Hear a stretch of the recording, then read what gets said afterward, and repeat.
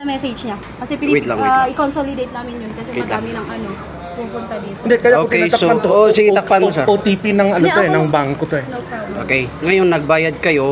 Ang problema, Dragon Pay, referral number, invoice, 975. Sa akin, linggo. Yan. So, dalawang magkasunod. Nung Sabado, no contact apprehension, nakalagay go PHW. Nung Linggo, MMDA, no touch arrest.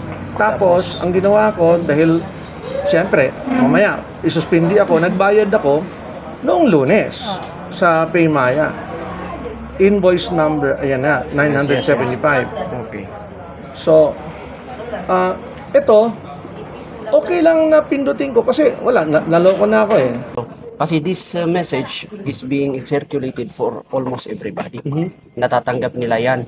Pero actually, even MMDA, contact apprehension po sila. Wala po tayong non-contact apprehension. So, pero ang tanong ko is this, Yes po. hindi ako nakakatanggap dati. Bakit naman? Kung kailan ako hinuli, Hindi kasi, Magto 2 weeks na may yung message na yan. Magto 2 weeks na yung message nagsisirculate na yan, sir. nagko-complain. Nung parang may 2 weeks nagkukum... pa lang yung message.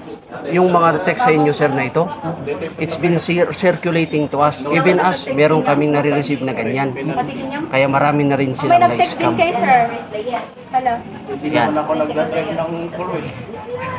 May nag-text sa akin. Even nga yung nasa Saudi, naka-receive din sila ng naka-receive din sila ng message. Ngayon, nag-sign up ka doon, yun napunta sa account nila. Hindi naman yan mapupunta sa account ng LTO or sa MMDA. So I'm so sorry to tell you that you were being scammed. so, kaya, hanggang ngayon, Nataon lang talaga na ito yung natikitan ka lang siguro that week.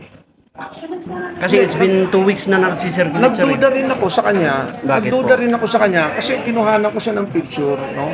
Nagduda rin ako nung araw na yun kasi eto siya. Yes. Galing ako ng Queen of Peace. Yes po. Queen of Peace, kumaliwa ako dito sa may City Hall Loop. alam mo yung pababa papuntang Otek, yung papuntang Good Taste. Yes, yes, yes. Kumanan ako papuntang Starbucks. Yes. Ngayon, nagpark na ako sa Starbucks. Nilapitan niya ako. Pinuli niya ako. Pero nakapark na ako sa Starbucks. Ang sabi niya sa akin, Sir, ibig sabihin ng coding, dapat nagpapahinga yung kotse niyo pero ginamit niyo. Pero sabi ko, nakapark na ako sa Starbucks. Pero hinuli niya pa rin ako. Okay. Ganito sa sir.